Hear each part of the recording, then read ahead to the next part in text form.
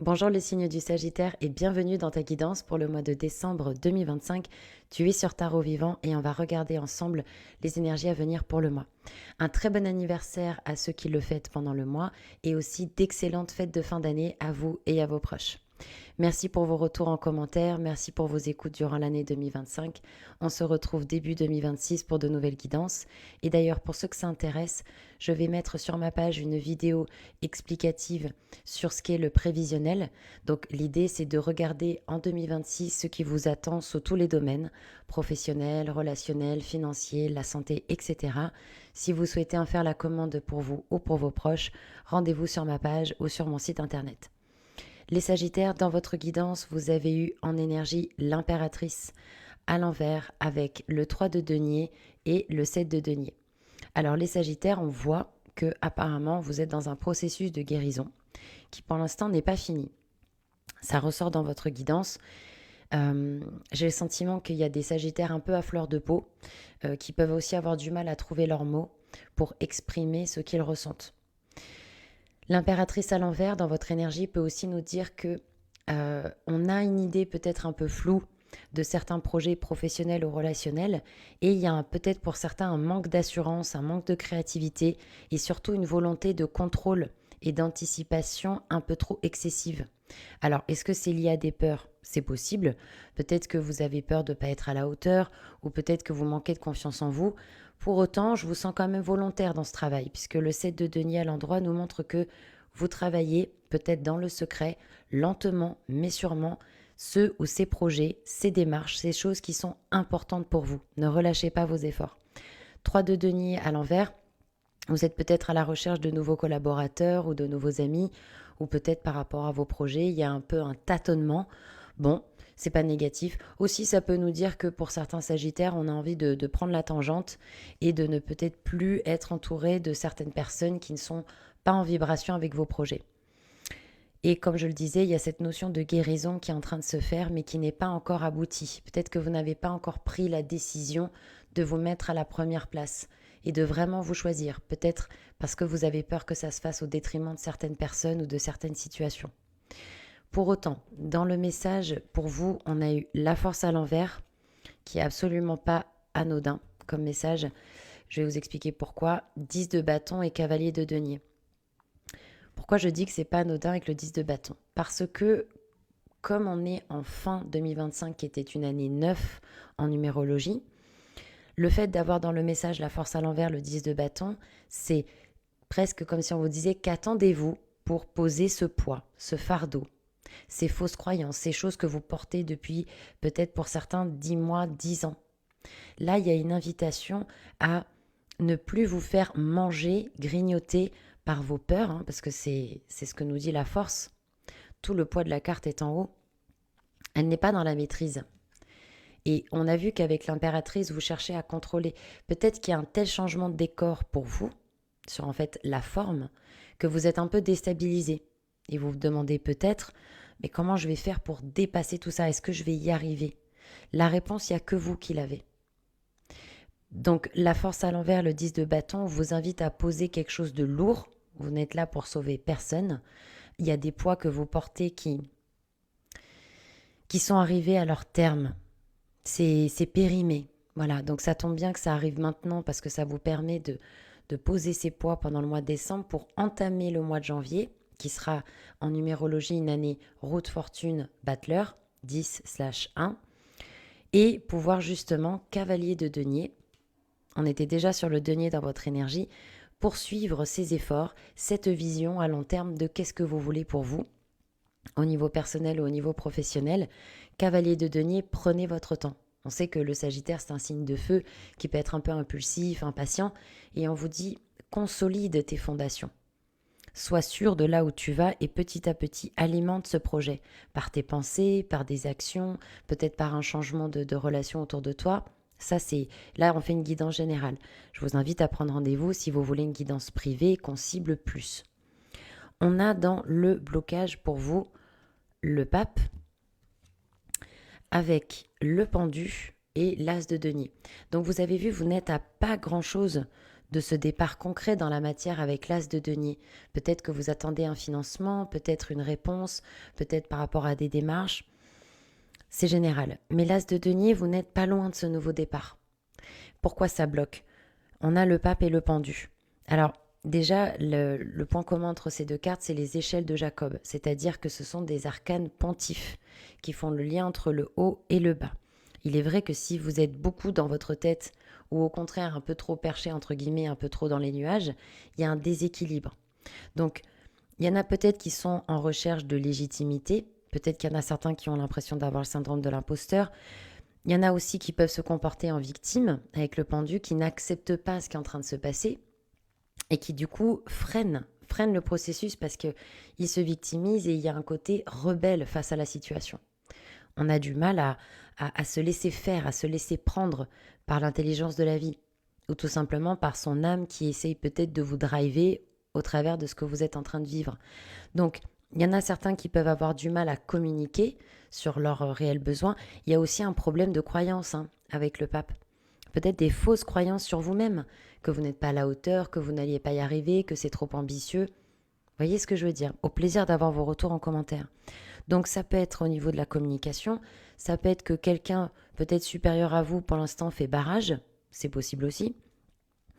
Il peut y avoir quelque chose aussi en lien avec une forme d'autorité naturelle et de légitimité.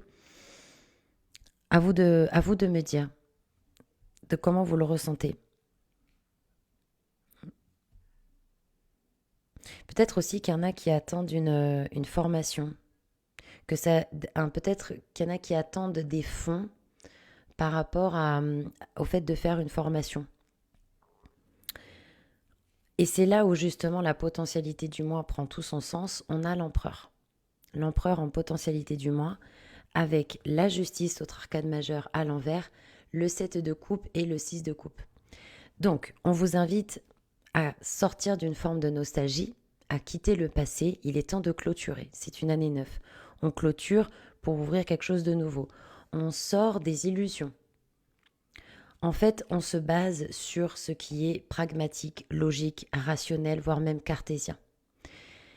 Attention peut-être aux mensonges que vous vous racontez ou aux personnes qui pourraient vous mentir autour de vous. Et c'est pour ça que l'empereur, vous l'avez en potentialité du moi parce qu'on vous propose de vous aligner avec votre vision et de mettre en place des actions dans la matière qui vont dans ce sens. C'est ok si ça vous prend 2 semaines, 3 semaines pour faire quelque chose. Le plus important, c'est d'avancer lentement mais sûrement dans l'idée. Vous voyez ce que je veux dire? Il y a cette idée de vous positionner en leader, chef d'entreprise par rapport à vous-même d'un point de vue personnel ou même professionnel. De vous faire confiance. Et en mettant des petites actions au quotidien dans la matière, qui sont alignées avec votre vision, donc vous travaillez avec votre esprit, mais vous travaillez aussi avec votre corps physique dans la matière pour vous accompagner. Et ça va vous rassurer. D'être ce coach, cette figure rassurante pour vous-même, ça va vous aider à développer vos talents et vos projets. On a la justice à l'envers. Donc, pour moi, ça c'est une invitation à ne pas non plus vous réfugier uniquement dans le mental et à avoir du coup quelque part des fois des pensées sclérosantes, jugeantes ou limitantes par rapport à vous ou par rapport aux autres. Il y a un peu l'idée peut-être de faire tomber la carapace. Peut-être de justement se dire, tiens, est-ce que dans ma façon de penser, c'est aligné avec qui je suis maintenant et qui j'ai envie d'être pour 2026 ? Vous savez, souvent, c'est un peu cliché, mais on dit qu'en début d'année, on prend de nouvelles résolutions. Quelles seraient vos résolutions pour vous ? Qu'est-ce que vous souhaitez personnellement, professionnellement, etc. Libre à vous de prendre une feuille blanche et de l'écrire au présent de l'indicatif. On a en conseil pour vous tempérance à l'envers avec 2 arcanes majeures, donc c'est vraiment important, l'empereur à l'envers et la papesse. C'est intéressant que vous ayez l'empereur à l'envers dans le conseil alors que vous l'avez eu en potentialité du mois, parce que l'empereur, il y a une notion de douceur, quand je vous disais de vous accompagner avec douceur.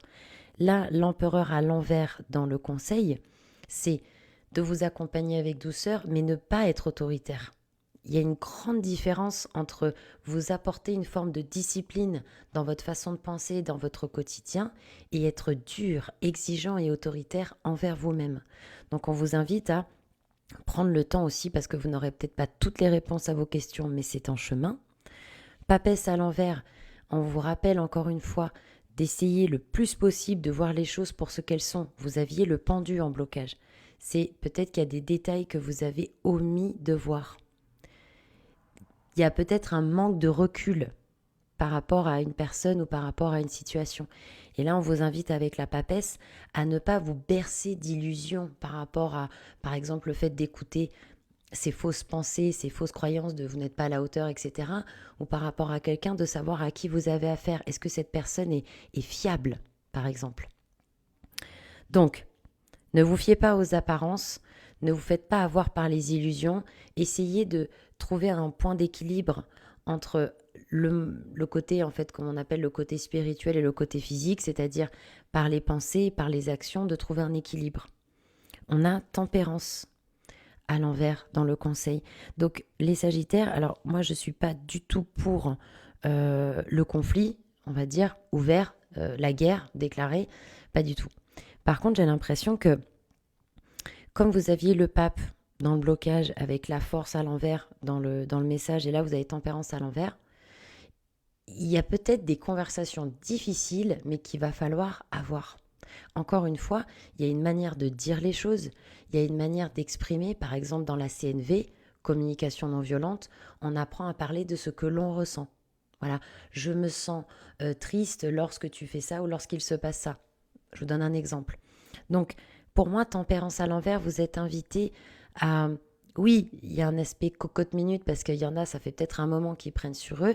Alors vous pouvez très bien marcher dans la nature, vous pouvez très bien écrire, vous pouvez utiliser des techniques qui vont vous permettre de vous préparer à ces conversations-là un peu peut-être difficiles et houleuses.